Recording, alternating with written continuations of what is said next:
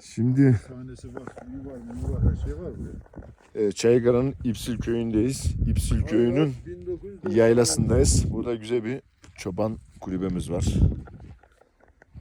Mescit.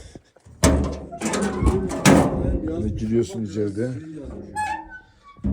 Böyle güzel bir şöminemiz var. Bakayım, bir yatayım. Burası kıble. Namaz kılıyorsun burada. Burası mini bir mescit. Güzel mi? Beğendiniz mi? He? Buraya baksana, mangal yeri. Tabii. Her şeyi var. Rakım 3000. Tabii can. Bak orası Puşur Dağı. Buranın en yüksek yeri orası. Avrası değil mi? Puşur Dağı orası.